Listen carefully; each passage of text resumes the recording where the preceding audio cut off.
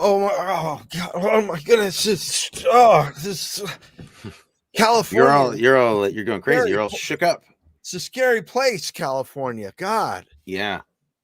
Don't know what's going on. Must have been really scary to watch this movie in California. I can't imagine. It was terrifying. The first time I saw it, I was in New York, and I didn't care. What did I care? It's a different experience entirely. Yeah, I go to bed every night now, holding on to the edge of the bed, terrified that I'll just be thrown across the room. So how are you? How are things? You said you were a little frazzled right before the show. You said you were a little stressed. So unbelievably stressed and frazzled. But I'm here with you now, which always calms me down. You're a calming influence. These are good things. These are good frazzled things, though. This is just like you're just busy. I'm just busy. I'm busy, and I just want to get to the end of the day where I can have a beer and watch an episode of Vera. Yes, I'm still watching Vera with Brenda Bleth, and I'm still watching it. You're a guy alone in a black room who watches a guy alone in a black room, a lady detective show. Watching a lady detective show. That's me. But I did have a very exciting week, though. Because tell me. My buddy Bruce brought a whole bunch of the homemade pastrami that he makes every year around the holidays. And he brought me a whole bunch of it. And I made my favorite sandwich. He and I have different sandwiches. He calls his the... oh God, what does he call it? He calls his the Maury Amsterdam, and I call mine the Shecky Green. The Shecky Green is it's like the number 19 at Langer's. It's pastrami. It's a nice corn rye, lightly toasted pastrami, thinly sliced Swiss cheese, coleslaw, and Russian dressing. And it can't be beat. That's the I'm surprised they even let you have that in California. Yeah, the Maury. Then there's the Maury. His is the Maury Amsterdam, which is just with mustard. And then we have, when you make pastrami, the big brisket, it has what they call the fat cap, the side of the brisket that has all the fat on it that you put on top when you're roasting it, so that the fat sort of continually drips down and baste it. We have a sandwich that we invented where you just cut the fat off and you put it between two slices of rye bread, and we call it the Shelley Winters. Wow. Yeah, it's pretty bad. It's a tough room. It's a really tough room. But the pastrami sounds amazing. Got me through the week. Sounds like a pork belly bun or something like that. Yeah.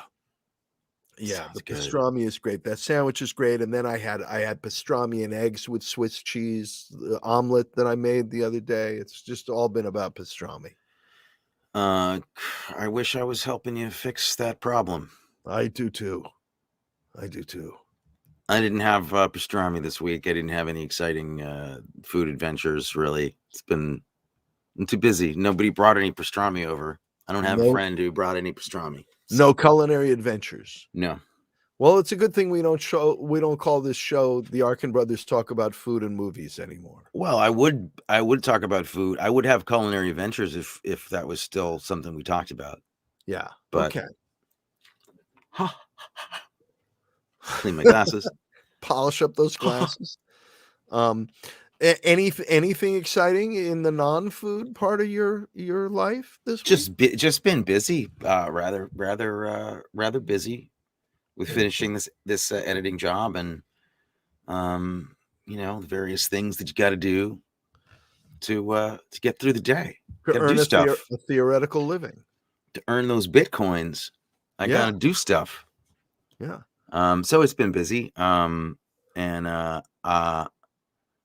just not a lot of report, not a ton to say, except, this was a highlight of the week. This show was the highlight of the week? No, the movie. Oh, the movie. Yeah. Oh, the show is the show. No. We don't know. This show might be the nadir of the week. We might not do a good job tonight. I feel we will. I feel we will have an excellent show. I don't want to let down anybody who's out there listening with the Okay. lackluster performance on our part. So I'm going to raise the energy up. Let's do this. Let's have All right, let's a do it. show. Let's jump right into it. Radio personalities come to life. What movie are we talking about this week? Tonight, this week, we are talking about 1974's Earthquake. What is it about? Earthquake is about a group of interwoven stories of people living in Los Angeles. Earthquake is a Robert Altman movie with a bigger earthquake in it than the other Robert Altman movie.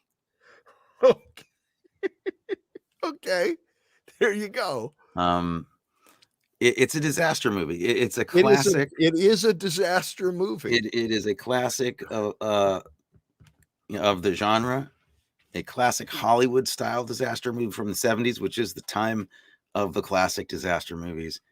It's up there with Poseidon Adventure, Towering Inferno, and Airport. Yeah, or down there, depending on how you want to look at it. And it was directed by a guy named Mark Robson, who was a very seasoned director, been around forever. He directed Val Lewton horror movies, some of my favorite old black and white horror movies, something called The Seventh Victim, which is a great movie to check out if you haven't seen it. The craftspeople on this are the Hollywood legends. It's a huge studio production, so they just had all the money and all the people and talent. When you say the craftspeople, you're talking about the craft service table, or I hear it was excellent. I hear it was just better than the normal. Yeah, it wasn't just M&Ms and Nutella. No, they had a whole cold cut spread there. You could make sandwiches. Yeah, and matcha herring, then anything you want. Well, let's just say there's an interesting pedigree for this film. The editor, Dorothy Spencer, had been around a while. This movie was made in 1974. She edited John Ford's Stagecoach and the original To Be or Not to Be, among other classic movies. Interesting. That's very interesting. And then she edited Earthquake. It stars Charleton Heston, Ava Gardner, George Kennedy, Lorne Greene, Genévieve Bujold, Richard Roundtree, Marjo Gortner, and we have to talk about a little bit. Victoria Principal, and Walter Matthau makes it an extraordinary appearance. Walter Matthau is not in this movie. Sure, Walter Manchunsky. Walter Mastuchansky. Mantushchanskyaski is in this movie. Right. It isn't Walter Matthau. That's right. John Randolph. Lots of amazing people.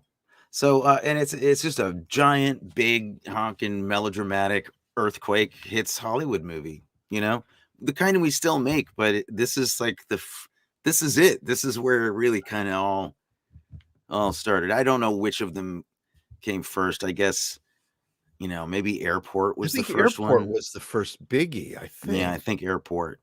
But this beat Towering Inferno to the theaters by a couple months. I know that. Yes. And then Towering Inferno beat the crap out of this movie at the box office, I think.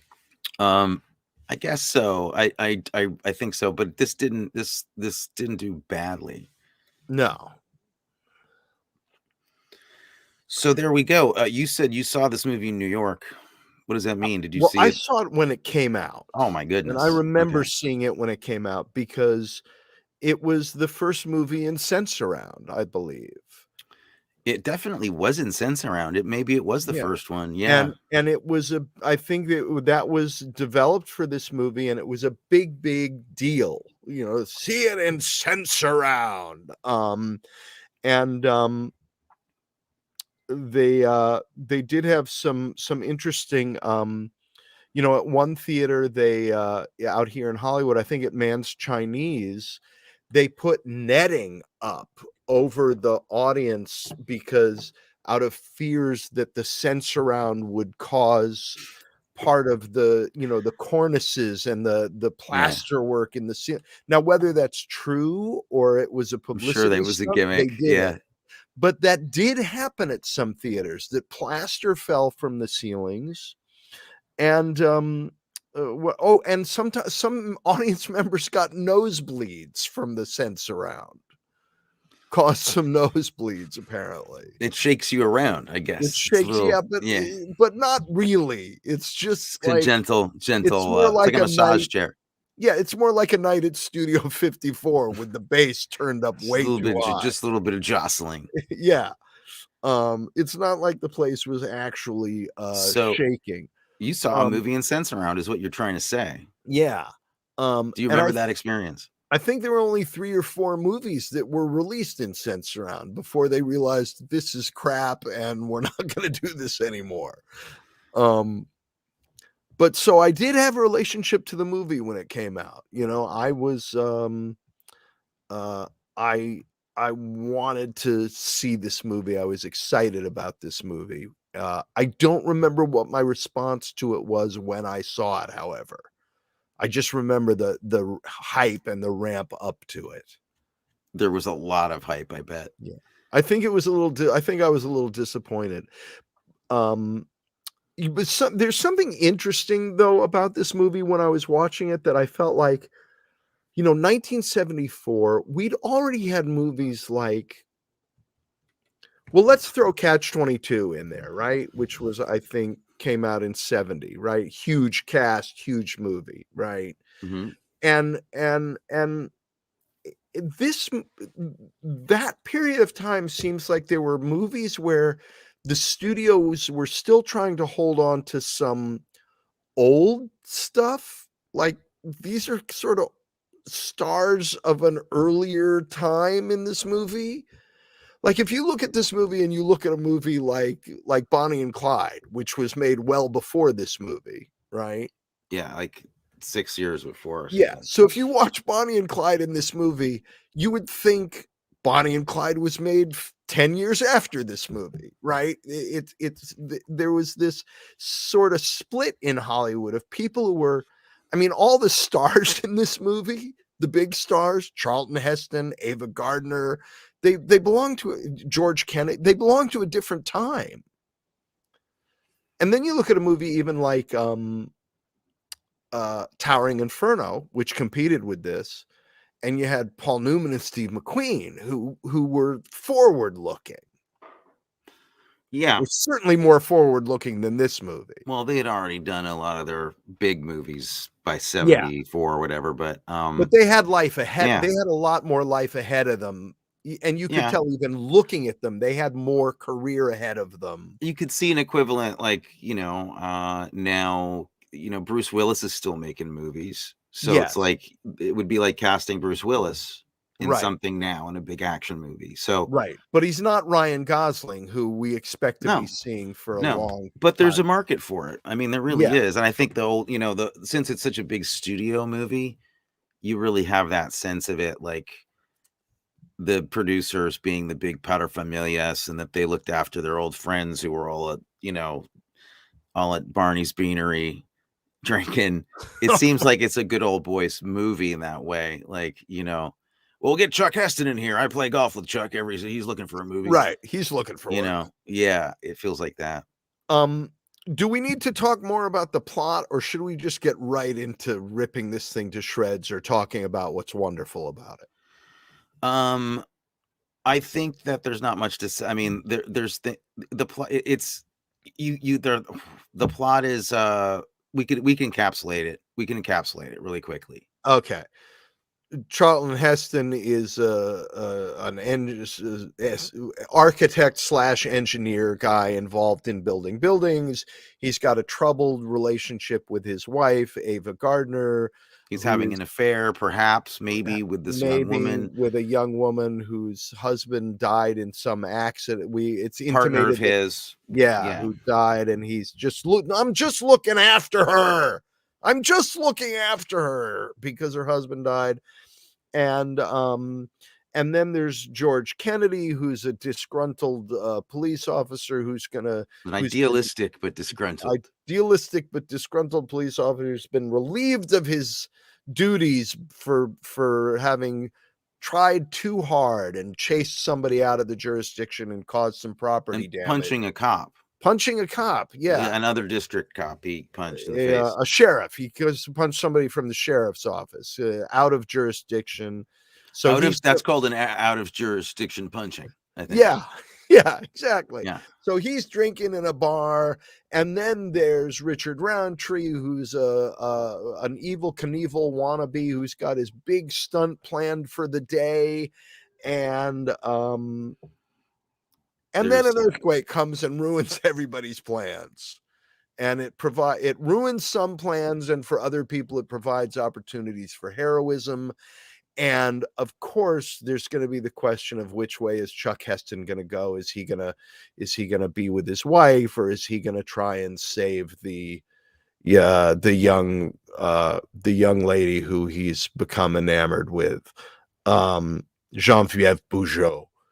There's this, of course, side stories of the scientists at the Seismographic Institute in the Hollywood Hills that are trying to research earthquakes, and there's the young guy who says, I think these numbers indicate there's going to be the big one, and his big one's coming. The big one's coming. Older supervisors says, you don't be rash. We'll get in a lot of trouble if we're wrong, and we gotta, do this carefully. Well, he was right, and it was the big one. Yeah. There's a couple of other little side stories which we'll get into. Victoria principles in it.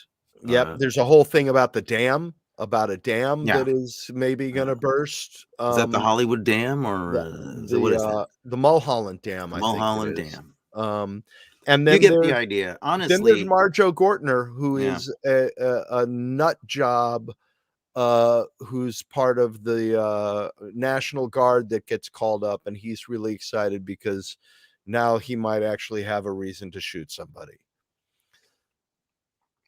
There you go.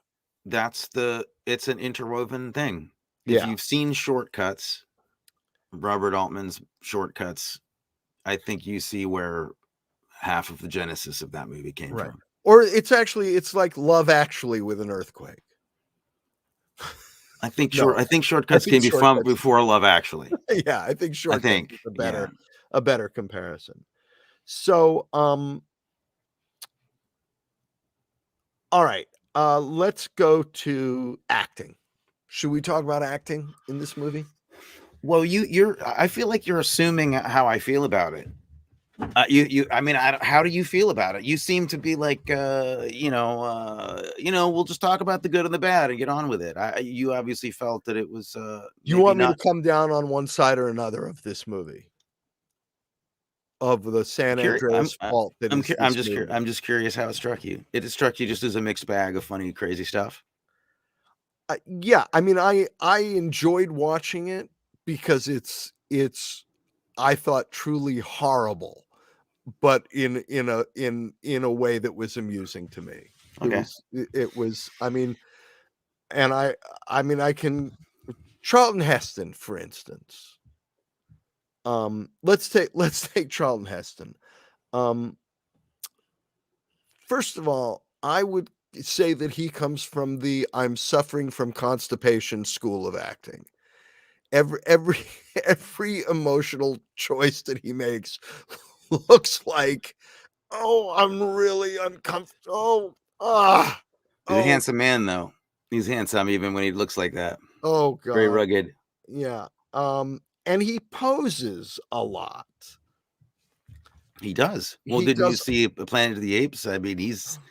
He does that in all of his movies. The posing is insane. And then the other thing is, and this isn't his fault, but I don't know if you noticed that, but in the love scenes, his head is actually 5 times bigger than Genévieve Bujold's head. Yeah, literally. They look like a different species. It's like Avatar. Yeah. It's like a scene from Jim Cameron's Avatar. Ooh, and then there's which brings us to a different strange thing. Because you think he's a handsome guy. I don't think he's a handsome guy. I'm kidding. Look, okay. I'm being semi-serious with you. All right. I have to be semi-serious with you because my feelings about this movie are a little bit different than yours. And I think what you're feeling is that I am not agreeing with you about the central premise, because I Uh, had a very different experience of this movie. And I don't think we're going to agree on why these things work or don't work. okay. But Because I I think do this want to, is the best film we've seen since we've started this whole series. since we started This is my favorite of the okay, but your favorite because it's of the like, most fun to no, I think it's, watch? I honestly think this movie is a stone cold masterpiece. Oh my I god. think it's an absolutely completely misunderstood, brilliant, uh, postmodern expressionist masterpiece of Oh, surrealism. okay. I Yeah. really do. Um, And I think it knows that's what it is. I don't think it's accidental. I think the movie is crazy and it is got oh, like I some of think the you weirdest stuff, but see, this is what I yeah. love about you. You have I think one of them you have the most generous heart of anybody I know. And you are not patronizing in the least. That's what I love about you.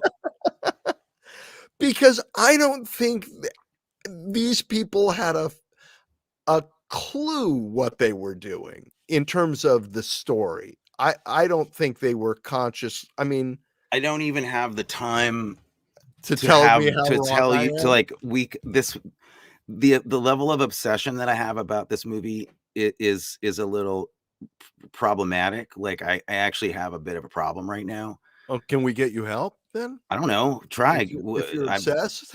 Get me help. That's your job. Don't ask the sick person to what are you doing? Obviously, I have a problem, but this was without I'm not being facetious. I responded so strongly to this movie. I had such a complete experience with it that I I I'm going to be studying this movie. I'm obsessed. I'm completely obsessed with it. And I think that It sounds like it really shook you up. I'm sorry. you should be sorry. This is a show for middle-aged people. um no, I you know, I don't know what to say. I think we'll probably not see eye to eye on it, but I honestly could talk about the I layers of I think it's safe to say we all not that we will, I think it's safe to right. say we already don't. Okay. Okay. Well, it's just that's the way that's the way it crumbles, you know. You can't agree on Oh, stuff all the crumbles. Yeah, time. well, there was a lot of crumbling. Mhm. Um Yeah, I mean, I don't, you know, where do you begin? It's a cavalcade of insanity. It's a crazy, crazy experience. Um, it it you know, it starts early when you see Earthquake co-written by Mario Puzo, and you're Yeah, like, what? Wait a minute, what what universe are we entering here? What is this? right. Well, one of the Um, reasons he was brought in, from what I understand, is because, his facility with, plots that had many threads. Um, and then he had to leave working on this movie to start working on Godfather because it was greenlit, uh, which I think then shows how they had somebody who knew how to work on plots of many threads, who then had to leave to go work on a masterpiece, and somebody got those threads all tangled up in a skein of confusion. okay. Love to have a show with you about postmodern art one time and see where you fall on it, I like don't know anything expressionism. about postmodern art, but So what okay, yeah. If I was to tell you that like I if someone said this was like a cross pollination of, you know, the best of big 70s Hollywood with like Zabriskie Point, I would say literally that Antonioni could have directed this movie. I think it's visually it's story visual storytelling of an absurd surreal category school. that became almost like a completely sublime experience for me. I just thought it was new. Like, I feel like it's not a popular kind of thing to do, but what they did was so daring and crazy, and melodramatic, and and insane. But I think it works. I disagree that it doesn't hold together. I think that there is incredible complexity to the characters and to how this thing plays out. I believe deeply in my heart that all of that stuff is absolutely true in your visual experience of it, and that it was completely accidental and unintentional on the part of the filmmakers. Okay. Well, we disagree. That, that is, again, thank you for being a little bit patronizing. I appreciate that. But for implying that my opinions about it are just completely colored by the fact that I enjoyed myself. I spent some time really thinking about this today, and I could give you a lot of examples of why I think it's true, and the fact that you wrote the movie you just wrote last year and don't see a similar level of sophistication in what they're doing and also being comedic. I think you're missing this film. I think you're absolutely not seeing it for what it is. Okay. The fact that the movie I wrote is supposed to be funny. So is this. I believe seriously that so is this in parts. See, I don't get that at all. Oh, I do. I think all the bar scenes are supposed to be funny. I think Matthau is supposed to be funny. Yes, the bar scene I think was. I think there are supposed to be surprising and shocking juxtapositions of visual imagery that, in a surreal sense, are funny in a surreal way. The way that surreal stuff is funny. Well, that's you pulled out the scene with my favorite actor in the movie, H.B. Haggerty. Yeah, he's great. Who's spectacular in it. Yeah. Okay, so let's, I'd like to come back to it once we've had another conversation, because you're just going to make faces at me. That's all you're going to do. No, I'm not just going to make faces at you, because people won't be able to see them on the podcast. Right. I'm also going to make sounds and verbalize. Yeah. Okay. So I'm not going to get upset this time, because this is a new experience for me. Like, I don't want to be skin in this, because I don't love this movie for 20 years the way I did with Black Christmas, but I do love this movie now, and I will continue to watch it and study it and recommend it to people, and honestly tell them that it is a work of exceptional and completely unique genius. Okay, well, let me say something that's not patronizing. Let me say something that's not patronizing. And I'll announce this to the world for all our listeners. Anthony knows infinitely more about film than I do. I respond to film on sort of an instantaneous story. I'm sitting here watching this movie, having the experience, analyzing the story, looking at the acting.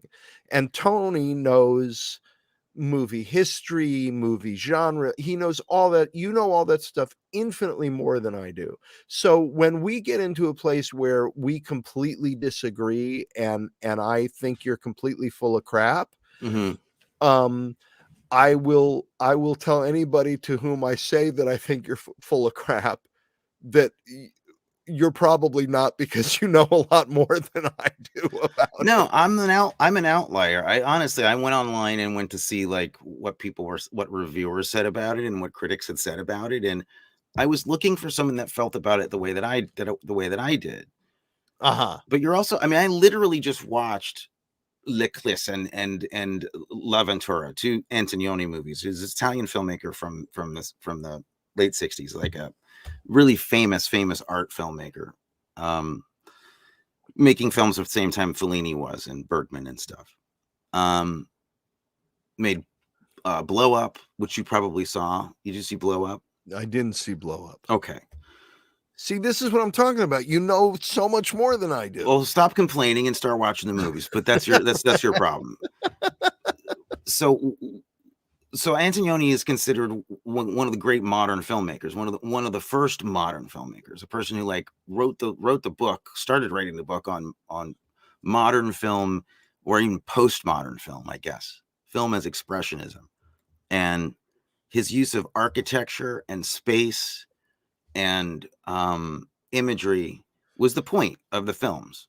It was why he made the movies, and that was the point of him. But he was working in something that they called metonyms. This is all real film school stuff. It's boring. I'll get over it in a second.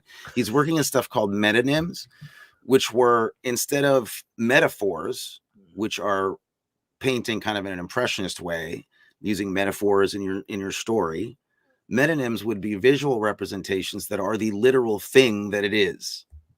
So if there's a story about somebody who is at sea emotionally, he puts that character in the ocean, in a buoy, in a life raft, somewhere that literally is the thing that he's going through. Okay, so Chuck Heston's world is coming down around him. Well, so let's have his world come down around him. Well, in that sense, his interior world, his male sexual energy is all messed up. He's got real problems with that, and he's told by Genévieve Bujold, "You made love to me and it was so angry. What was that about?" He doesn't even know what she's talking about. The first time that there's an earthquake starts with forgive me, folks, but with like a sexual it's like your screenplay. The earth moved, you're saying. They insert a phallic device into the earth, and then the earthquake happens. It's an unrelated thing in the plot, but it isn't in terms of the structure of the story. Okay. It's about the dysfunction of modern society, man's alienation from himself. Everybody in this is very messed up in the modern world in one way or another. They're either a broken and divorced woman who needs to be saved by a man. That's her idea, Genevieve Bujold. There's a man who's being drowned by his wife. Literally, that happens. There's a lot of really interesting things if you look at the film from the perspective of a postmodernist visual experience, and how replacing naturalism, it gives you this completely surreal experience of a divorce and it's an earthquake in simple terms, but there's a lot of layering like that in this movie. So I really feel if you watch it with a different lens on, you'll see that it's not an accident. What's going on is on purpose, and I think in control by the filmmakers. Okay, but here's my question. How could I have been so wrong and not seen all that? Well, you just admitted you've never seen Antonioni, so you wouldn't necessarily have known to look for that in this movie. Yeah, but I should be smarter than that. Here's why it makes total sense. And I think you were talking about how we look at movies, and I think there's a difference. I would disagree slightly with how you said it. Your perspective is very literary. You come from a very literary perspective on films. Yeah, exactly. I'm very story, right? Which is also tied to theater and drama. So the theatrical, dramatic portion of it, you get an enormous amount out of. My background is in the visual arts more than yours. I studied drawing and painting and stuff in school, and got into. That's why I love movies like Love Actually that will actually make you jump off of a building. Well, maybe or maybe not. I haven't seen it, so we'll see whether it does. But my point being that I can't wait. We both maybe have assumptions about how everybody looks at movies, right? And everybody doesn't look at them the same way. For instance, it isn't. If I can find all this material in this movie because of visually what they're saying, it really just means that your approach to it was a literary one. You were looking for it in now the I'm hearing what you're saying, and I'm going, oh wow, not only did I not see all of that, but I get it. And now I Okay. want to watch the movie again, because what you've brought up, I think, is really cool. I literally just was literally like nerding out, listening to like director's commentary from these not director's commentary, like film scholar commentaries on these Antonioni movies. They were talking about metonyms and how he was using the space this way and doing these amazing things visually that people didn't at first understand it when Antonioni was first making movies. They had to kind of get there because they weren't used to seeing movies like this. Right. And I think I just have an instinct, and it's partly because I know this director, Mark Robson, directed some really smart, interesting black and white movies back in the day. He's not a hack director. He's very interesting and artful. And I'll end with one thing. The last thing I'll say is one of the things that convinced me and freaked me out when I saw it, because I looked at it again this morning, just a little bit to see what was going on. He's in a marriage. He's drowning in this marriage. Okay, spoiler alert. There's his wife and him nearly drown in the end of the movie. Won't give everything away. All right, you want to give everything away? Okay. Yeah, don't listen to our show if you don't want us to talk about the whole movie. They drown. So, yeah, exactly. He is in a gutter at the end of it, looking up at Genévieve Bujold, who is up above her, looking down at him in pity, but she can't get to him because he's literally in the sewer of what his own creation is. Yes. And the first time we see him and Ava Gardner together in the movie, what's he doing? He's doing the breaststroke. He's literally doing the breaststroke. The minute she comes into that room, he's exercising with these springs, and it's the breaststroke. And I'm like, oh my God. Right, he's doing they're bookending the beginning, their moment of meeting, and they're using this weird visual language to tell this story. Right. I'm gonna see it again this weekend because I have to. There's got to be more details that I missed. Okay, but now I'm so disappointed because I can't talk about all of the things that were so crappy in it. But what if the filmmakers were also aware of making a crazy, crazy, mad world movie? And the great thing about this movie is that it's this weird art movie mashed in with slapstick comedy and I say this because there's no maudlin, melancholy shit in this movie. There's no kitten up a tree. There's no sad, dying old couple like there is in the Poseidon Adventure. All the stuff that I love. No, well, okay, but it's not about that. It's about how messed up society is and how we're all getting this earthquake because we somewhere are asking for it. That's what I think. And now I think that last line, the last two lines of the movie, which when I heard them, I thought that's the stupidest last line of the movie I've ever heard, I now think is brilliant because of what you've explained to me. I now think it's fantastic that that's how they end the movie with those two lines. So what are the last two lines? The last two lines are, "This used to be a hell of a town." Yeah. And the next line is, "Yeah." Yes. And I heard that and I was like, that's the stupidest freaking ending to this movie you could. What? Did they not think about this at all? Yeah. And now I think it's brilliant. See, because what they're saying is that, yeah, things used to be good. Yeah. And they're not anymore. I think so. I mean, remember, we're 7 years after Manson. Hollywood's changed a lot. They don't know the landscape. In a way, this feels kind of like a middle finger to Hollywood by the filmmakers, or some kind of admission that they all want to see it just crumble. Okay, I have to throw out all my notes now because I just didn't know what I was talking about. Well, the beauty of it, though, is it is also crazy. It's crazy. What happens in this movie is insane. Yeah. Can I talk about all of the things that just, if you're not looking at it through that lens, all of the story things that make no sense? Sure, because they're shocking when they happen. They blow your mind because they feel so nuts. Okay, so for instance, there's been an earthquake It's a disaster.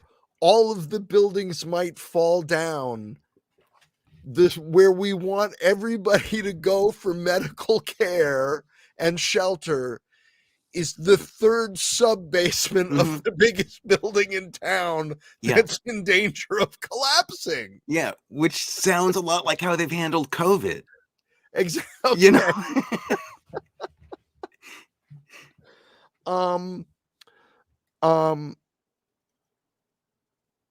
Then things that didn't have to do with actually story, but just Hollywood weirdness. Yeah. There's a little, I want to talk a little bit about, I've got an idea. I think we should match up old, ugly men with young, beautiful women. Yeah, like big time. Yeah.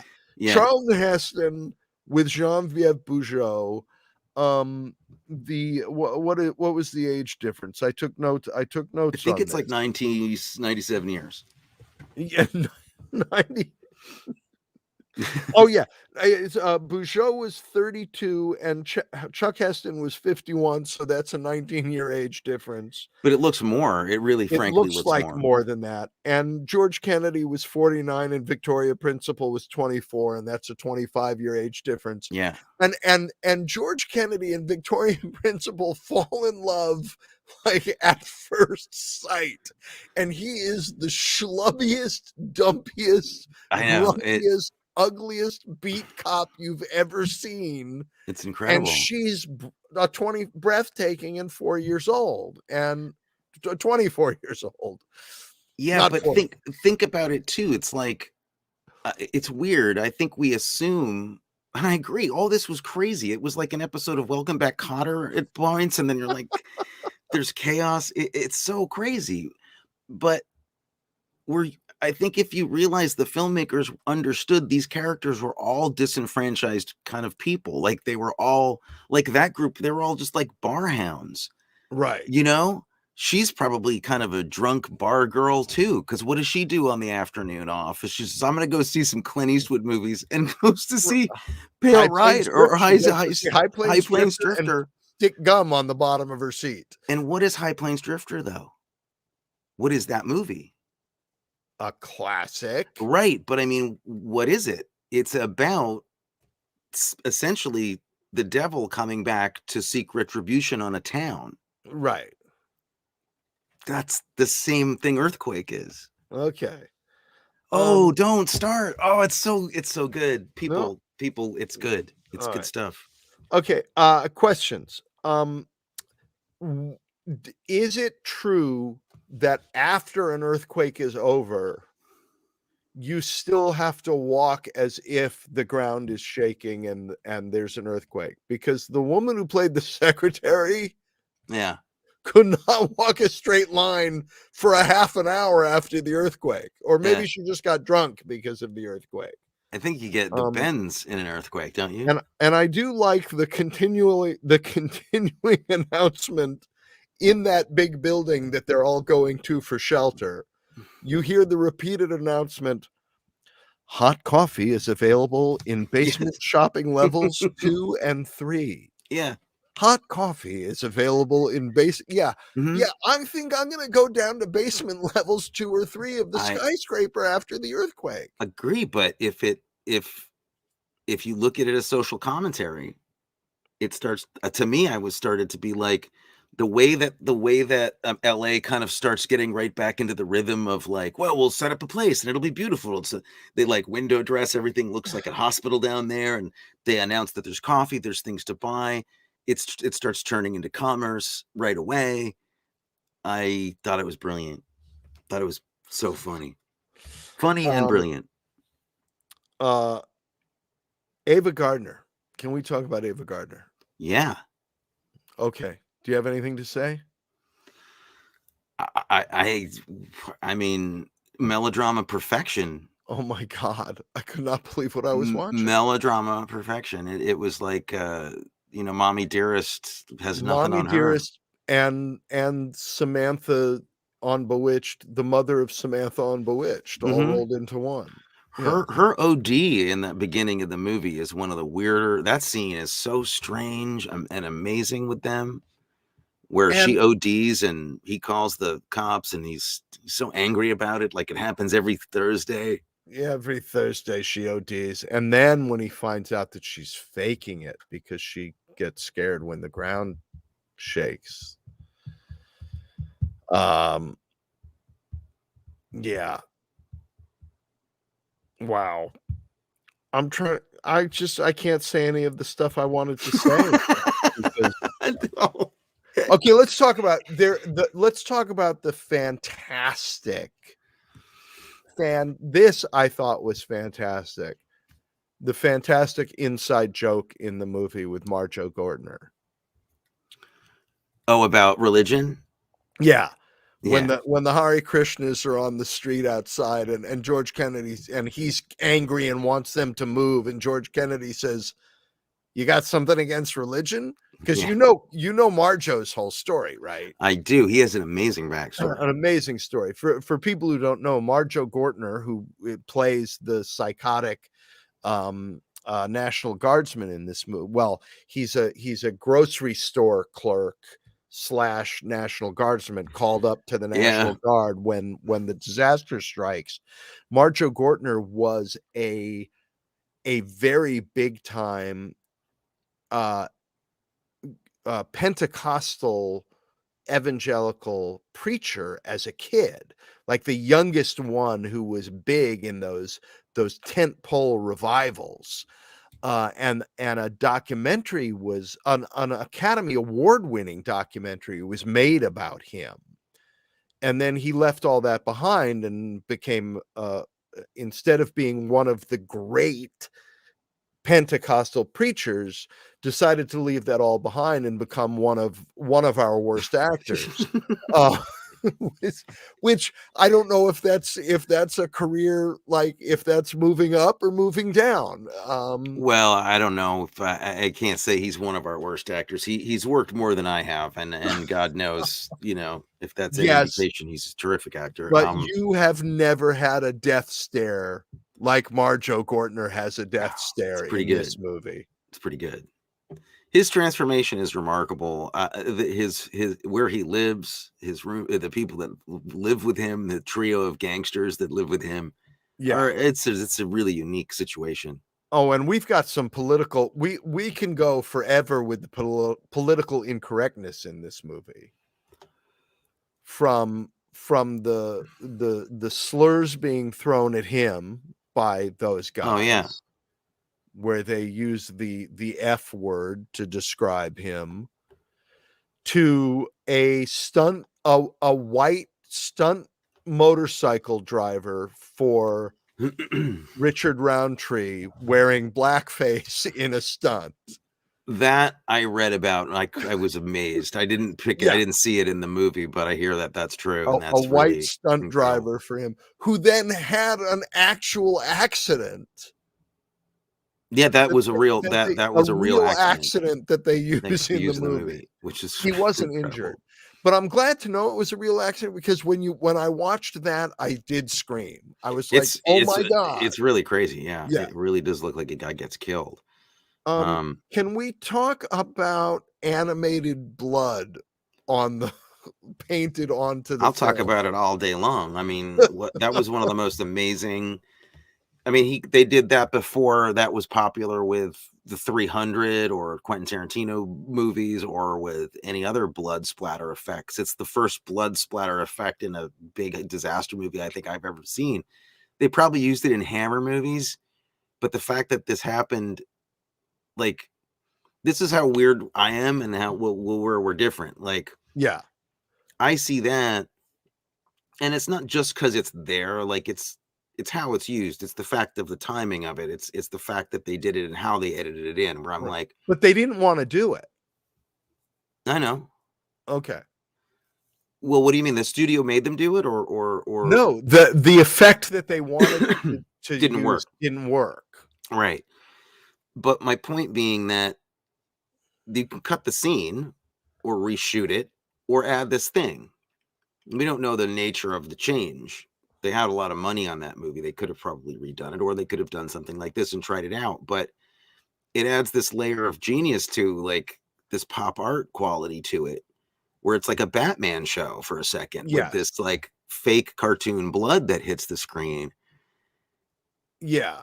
But see, that's where we get into this. That's the place where you and I sometimes diverge. It's like I look at that and go, they couldn't do what they wanted to do, and they did this and thought they'd get away with it. I guess the question for you is, do you like or appreciate Jackson Pollock? Well, would you go and spend time in front of his paintings and go like, oh my God, or not? Yes, I would, but I think I don't think Jackson Pollock's paintings were the result of, well, the thing I wanted to do didn't work, so I'll throw some paint at a painting. I think it was that he had intent around all of what he did. And this, I think, was what we're trying to do won't work, and this is the only fix we can come up with. Well, then they are heretics and should be burned at the stake. The other thing that was weird was, the how they did the shots of the big skyscraper bending in the earthquake. I think they did some of it with a mirror. Yeah, with a flexible mirror. I thought it was diopters, but it was a mirror that they bent. Yeah, which I think looked really remarkably good. You can't mess with these disaster effects. They're incredible. It's such a mixture of styrofoam things falling and then really jaw-dropping effects all mashed together. So and there was one shot that I don't even know if it was an effect. Was it newsreel footage? The overpass collapsing with the trucks coming off of it, the cars and the trucks. It was miniatures. That was miniatures, because there was one shot that I could have sworn was they had the footage and they shot stuff to match it and put it in there. But I didn't see anything in the trivia research about that, and I'll bet it would have been in the trivia if it was. Was it around the time where that cattle truck goes off the side? Yeah. Yeah. Well, they built miniatures for all of those freeways. So I'm sure what we were seeing there was some incredible miniature work in this movie. Okay, that was extraordinary, because that convinced me. Yeah, and the stuff that isn't convincing, it kind of has this feeling of almost like an Andy Warhol thing. It's very pop art. So it's like, doesn't always look real, but it looks fascinating and like a kind of an abstract version of an earthquake. We do have to talk about Victoria Principal's incredibly embarrassing t-shirt scene. It's you can't believe it's happening. Like, you're embarrassed, and then but then I'm like, if somebody knows what's going on, if these characters are supposed to be compromised. See, I think we have this idea. We look at these 70s movies and we're assuming that we're supposed to like these people, because that's what a lot of Hollywood movies do, or that we're supposed to think that they're people we're to aspire to. But I think this is actually the case of a movie where the filmmakers, the writers, maybe not the studio, but the people that made it were like, no, these are messed up group of people we're making this movie about. I like Genévieve Bujold. I did too. I like all of them. I don't think anybody's, other than Marjoe Gortner, everybody's trying. Well, I didn't want to spend time with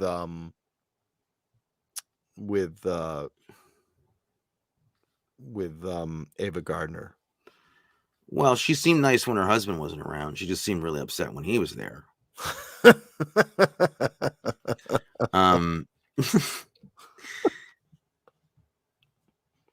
Yeah,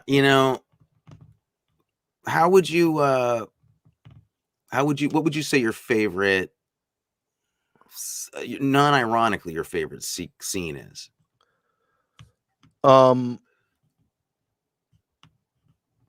Oh, that's hard to say.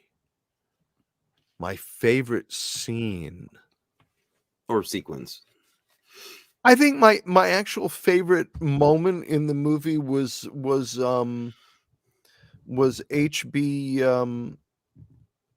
Haggerty smiling up at the cop in the pause of beating the hell out of the pool. That's really Yeah, funny. That's really funny. that cracked me up. That whole fight was pretty great. The cops just not paying any attention to it Cop's at not all. paying attention. I loved that.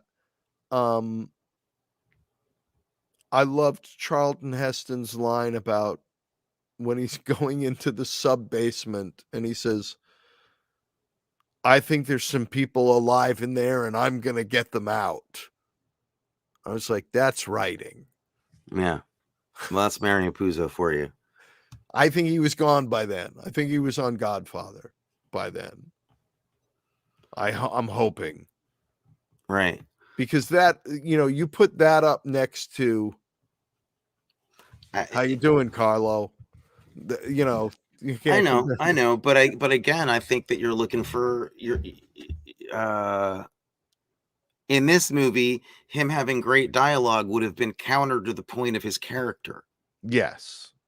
It would have been ridiculous if he had anything intelligent to say because they were trying to portray a strangled, emotionally dead man who was a failure, who was unhappy where he was, who really was a falsity and everything that he was, because he worked for the companies that were supposed to build those buildings that weren't supposed to come down in earthquakes. But don't you think you can have miserable characters at the end of their rope who have nothing to say and have them say it? I mean, you know what? Here's what I'm going to say to you. Yes, and we get it all the time, and we don't. No, I'm really being totally serious. We get writer-driven, stuff like that all the time, and we don't appreciate it when somebody gives you a blunt, stupid person with not a lot to say, which is the point of film. And I don't think it's good or bad that he had that line. I think it's truthful to the character. So I think it is a good line because it's actually truthful to the man that they were going to say. If he had some kind of fancy-ass eloquency about what he was going to do or how he felt, it would have been maybe good writing, but it would have tanked the movie that they had been trying to make up until this point. He's just a brute hero. He's got nothing else to offer except that kind of platitude. All right. Something I do know absolutely without a shadow of a doubt, though? What's that? Mom is loving this episode. She is loving it. She loves it when we disagree. when we disagree, but don't hate each other.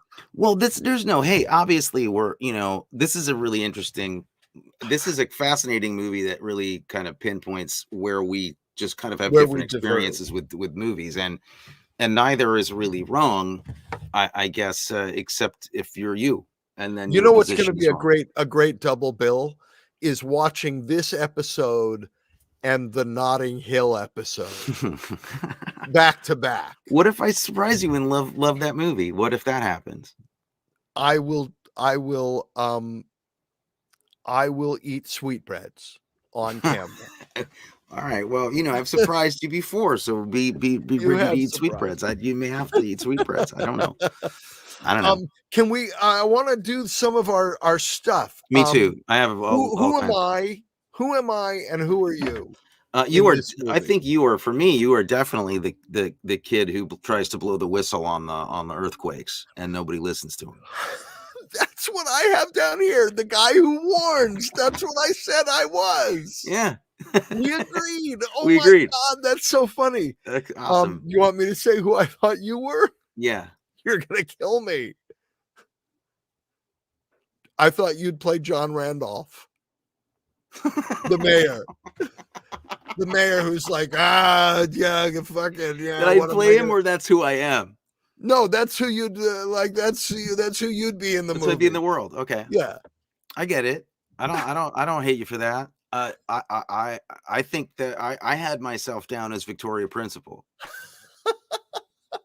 I guess I'm just not attracted to you that way. Well, I wasn't talking in terms of that. I was talking in terms of like I'm Victoria Principal because I would definitely get busted for stealing a freaking donut during the apocalypse. That's true. You would. And I'd also go to the Clint Eastwood movies during the apocalypse. Yes, you would. And Mom says, "You're so right." You are so right. She's enjoying it. I knew Yeah. she'd be having a good time. No, I would be Victoria Principal for sure. Okay, the double feature. What's the double feature with this movie? I think the double feature. It's a triple feature with Shortcuts and Magnolia. Oh, okay. Or actually, you know what? Shortcuts. I'm gonna say, wow. It's so much like Shortcuts. So you gotta do this in Shortcuts. Maybe throw in some Antonioni in the afternoon, like watch La Ventura, and then watch the watch some Terry Gilliam, watch the Crimson the Crimson Insurance movie. Okay. All right. What would you do? I'm not gonna say now because I just seem like a dilettante and I don't know anything. What were you gonna say? Kentucky Fried Movie?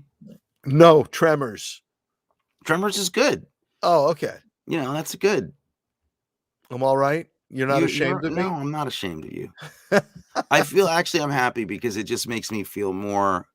I have more work. I have a lot of work ahead to get people to see this, the genius here.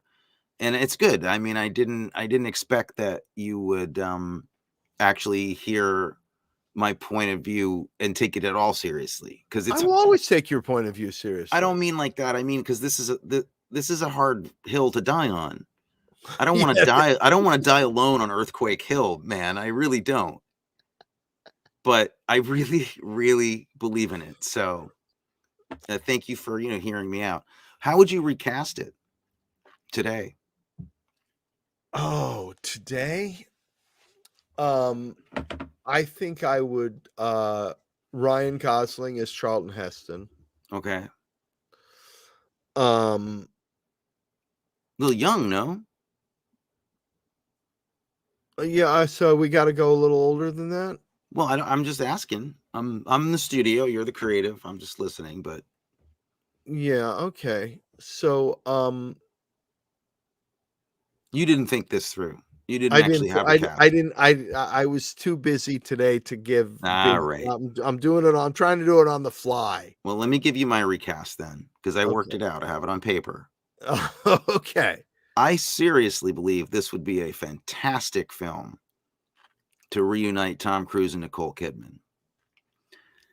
Tom Cruise as Heston, Nicole Kidman as Ava Gardner.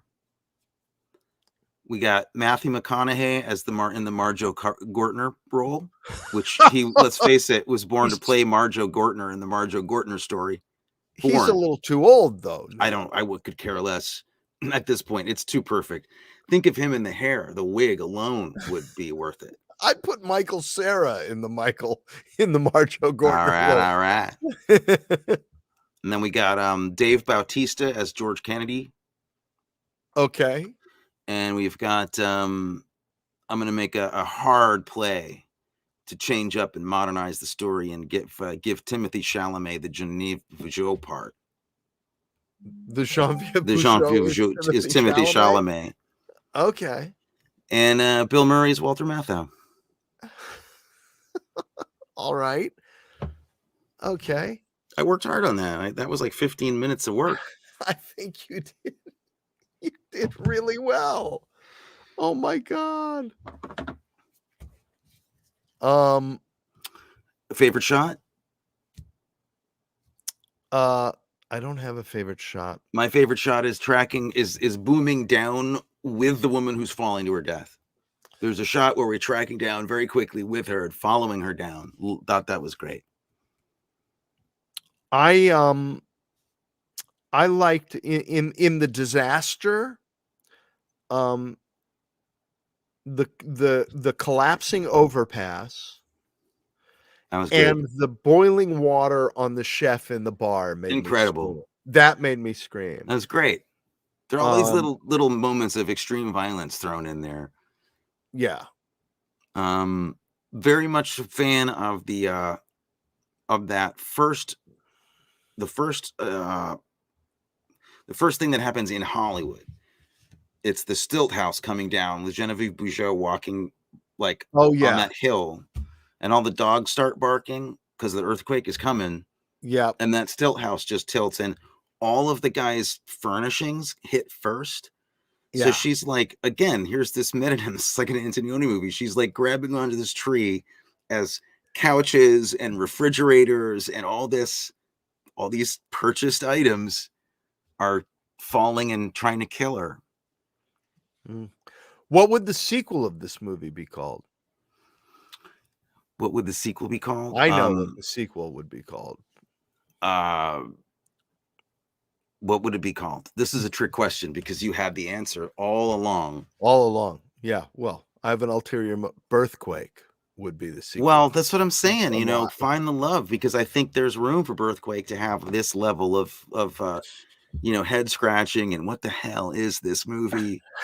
Oh my God, it's such a what the hell movie. I mean, the Walter Matthau is in a giant wig and a pimp hat for no reason at all. Figure out what is happening. There's no reason. What is happening? And he's just toasting stars. He's like naming famous people and toasting them. Yeah. And then has my favorite line in the movie. Which is what? What do you have to do to get a drink around here? Yeah. I like George Kennedy's first line. He'll get along just fine with 9 toes. Like, wow. Please check this movie out, people. Give it a shot. Think about it. Let's give it a shot, and then give it another shot, because you'll see things again. See things with a new eye. I think this is one for the Museum of Modern Art. This is a Guggenheim choice. All right, there you go.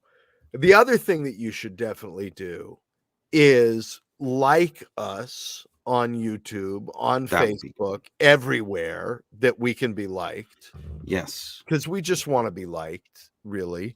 You should tell your friends about this podcast and subscribe to the podcast. Those are all fine things to do. If you want, no pressure. No pressure. I don't mind pressuring people. No? And you should come back next week when we talk about The Core. The Core. Yeah. Who's in The Core? Hilary Swank is in The Core. Swank is in The Core. There you go. And other people. It's not a one woman show. Richard Soto. Oh, that's nice. My friend Richard Soto just piped in to say, I like you. Thank you for watching. That's nice, Richard. I don't like you, Richard. I love you. I'm wondering if there's a few different, as these texts are hard because you don't know, it could be said one of two ways. He could be saying, I like you, or he could be saying, I like you. No, Richard is saying, I like you. Richard's a good guy. Cool. Richard's one of my good buds. Oh, I'm sure he's good no matter what he thinks. I just hope that he was, yeah. Not in the fact, only you're going to meet Richard the next time you come out here. I can't wait. Yeah. So tune in next week for The Core, and we will agree or disagree some more. Who knows what we'll do? We don't know. We don't know. We have no idea what we don't even really know now, because we may agree. I don't know. Sometimes when the show is over and we really talk to each other, we completely see eye to eye. And it was all like, I just said all that stuff for the show. Yeah, I really hated Earthquake. We just wanted to make it interesting for you folks. I made it all up. Yeah. All right. Good night, everybody.